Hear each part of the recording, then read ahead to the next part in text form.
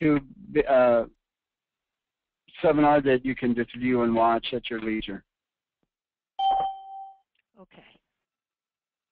Okay. So we should hang up. And yeah, and Ken and Laura and Larry and all of us are around to provide one-on-one assistance if needed during the course of the next few days.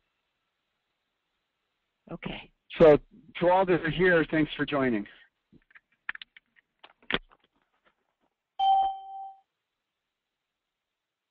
Okay, we still have a few people dinging in, so I'll wait to see where we're at. It looks like we're pretty much full at this stage. So all of you should now have in your toolbar within Outlook this set of tools for the Barracuda networks that are the archive utility functions. What I want to do is just kind of touch base on these. The Sync, Archive, Restore, and Restore are two that you'll probably never use. They have to do with external files and a lot of craziness that we're not implementing. So really the two to keep an eye on are the Search Archive and Archive. What the Archive button allows you to do is to take any email that you have within your system and send it to the archiver. The way the system is designed right now is that everything and the system that we're putting in place, all email that is 6 months or older is being removed from your mailbox and has been moved to the archiver.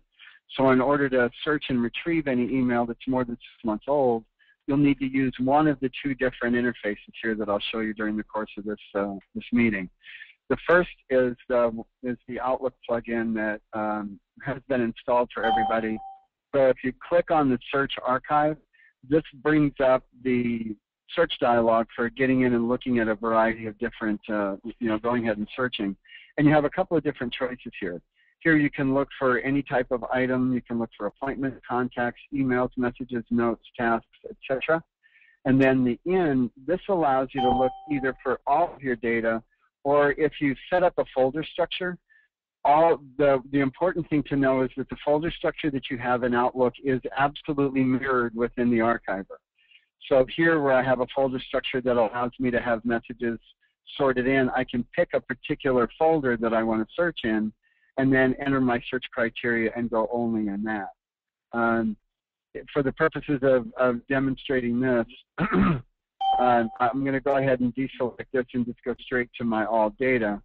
So I'm going to, I'm going to search for any emails that came from Stephen Chan in the entire message. And if I click on search, this brings me up a list of all the messages that meet that search criteria.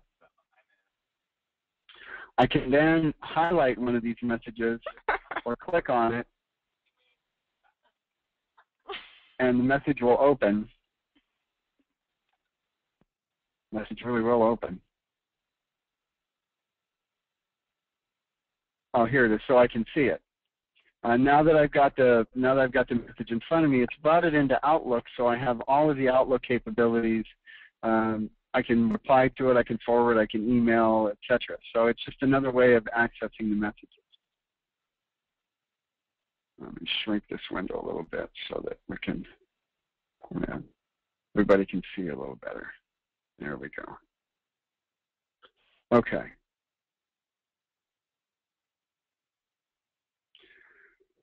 I can also select from specific individuals in the address list. If I'm looking for an email from somebody, I can look in my contacts if it was somebody that I sent it to, etc. So you have a lot of flexibility here. This advanced button allows you to look for attachments.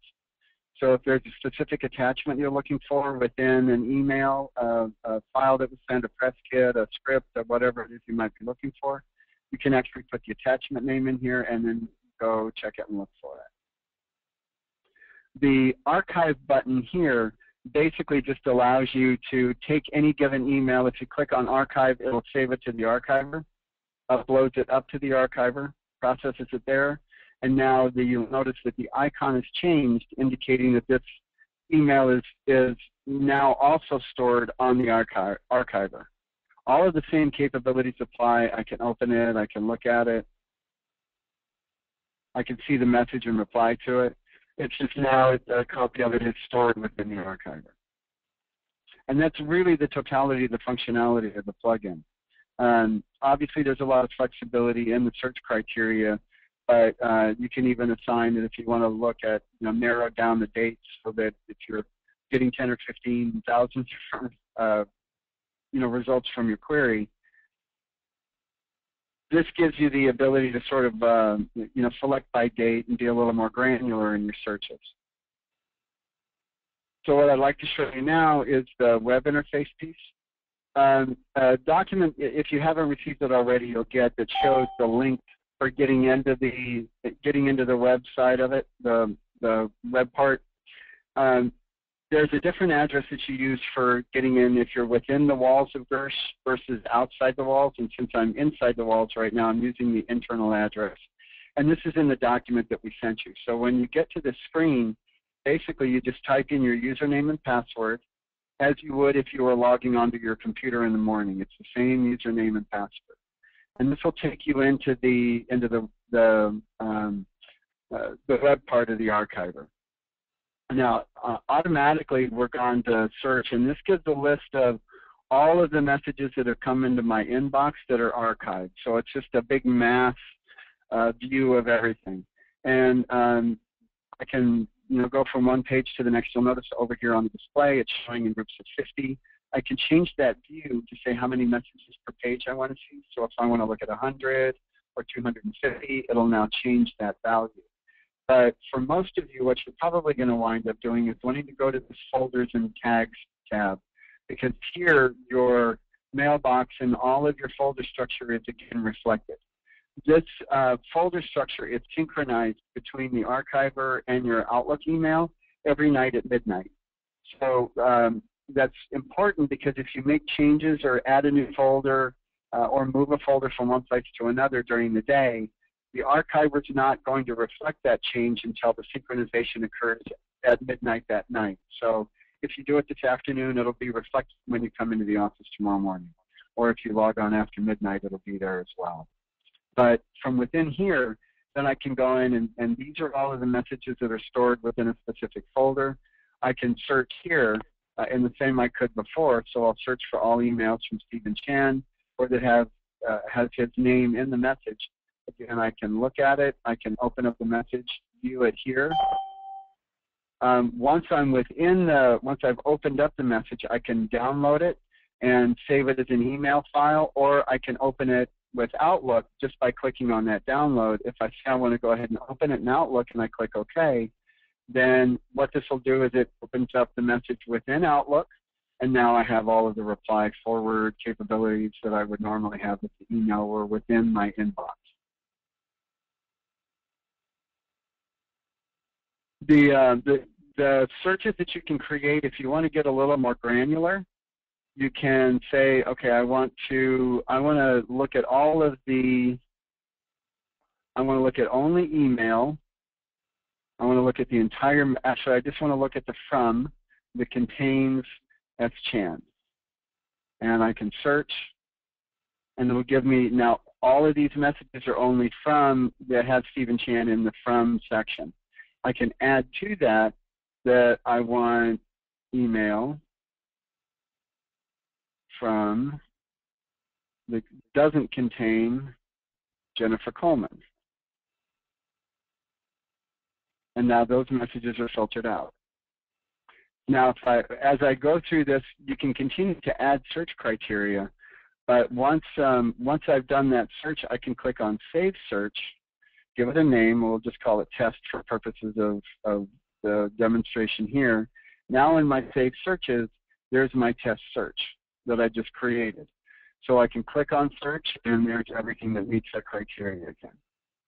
So it has a lot of flexibility. If there are clients that you can save searches for specific clients. You can save searches for specific kinds of documents. All of these searches can be saved so that you don't have to keep re-entering the search criteria. You can just simply, once you get the search and you like it, save it, and then it will always be in your saved search. So that basically is pretty much what the web interface does. The client downloads and task managers really are the client downloads here is where, if you haven't received it already, you can go get your app for the iPhone and for your Droid. The plugin's already been added in, so you've got that. So there's, and then the task manager really just kind of lets you see what you got going on, if there are any running tasks, etc. But this is where probably the vast majority of users will spend time on the, at least for the website. And it does have a nice integration with Outlook, so you can send and receive messages, and everything pretty much flows. I'm going to go ahead and open this up and see if anybody has any questions. For those of you that have audio logged in, does anybody have any questions at this stage? I have a question.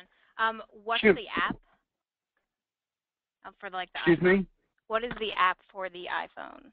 Oh, the app for the iPhone, you can actually go to the App Store, and it's called the Barracuda Archiver app. Okay. There's 2 of them. Now, what is that? Barracuda. Hold on. So, Sure. what can you use that with? Just an iPhone? What about, like, what other phones? Because I know the office has a lot of different phones that you can. The iPhone and a Droid. All right. So Blackberries are out? Yeah. Blackberries are out.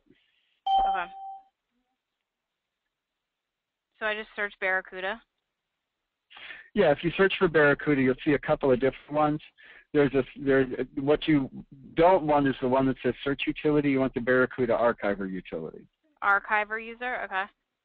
Mm-hmm. All right, cool.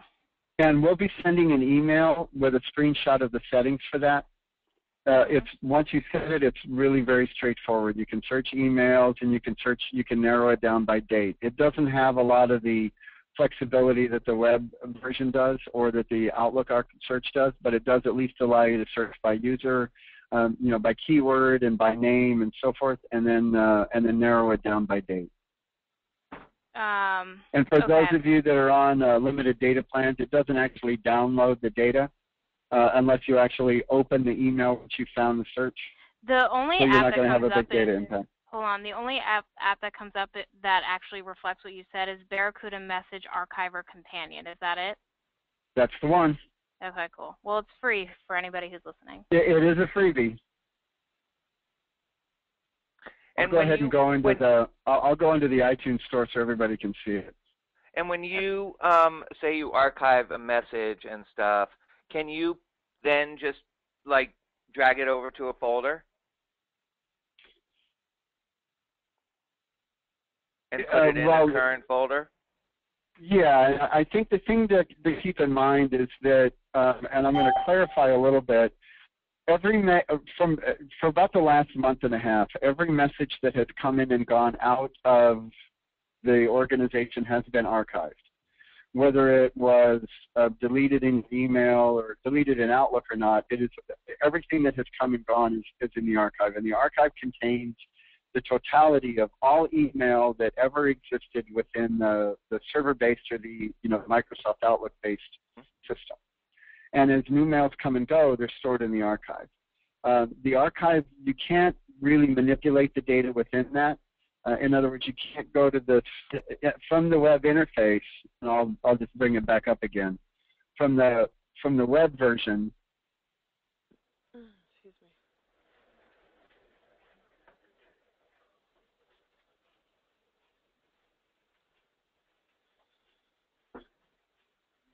From the web version, I can't move folders here.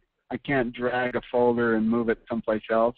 This folder structure is stuck, nor can I delete the message from within the archive. That would obviously defeat the purpose.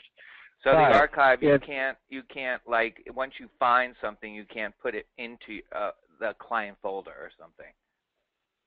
You can, when you open the message, you can put it into the client folder in your Outlook. Okay. Okay, great. In other words, you can go back and forth between the archiver and Outlook, but you can't go from archiver to Outlook happens automatically. Or Outlook, Outlook to archiver happens, yeah. But like as an example, if I highlight a message and click download, I can save it as a file, or I can open it within Outlook and then save it to a specific folder. Okay, okay. So you still have that ability. So just to clarify, it's like, and just simplifying this as much as possible, it's like taking something from your deleteds and just bringing it back into your inbox. Exactly. Okay. Yeah. That's a good analogy. Yep. Great. So it's all pretty straightforward. And in iTunes, if we search for Barracuda, Oh, yeah, dude, for sure. That one. I actually just pulled it up onto my iPhone. I downloaded it, so you're just going to send us Right. host, port, email, and password? Exactly. Okay. Okay.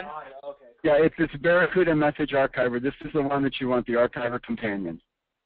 Okay, great. I will, man, for sure. Okay. And yeah, I'll send an email here in a few minutes. I've already set it on mine. So the bottom line is if you've already got it and you want to put it in, the address is archive.gershla.com. Archive. And then just hold on. .gershla. archivegershla.com. Okay, and what's the email? Just our normal email? Yeah, your normal email and then your password that you use to log onto the network in the first place. Cool. So I think I might actually have the screenshot on my iPhone.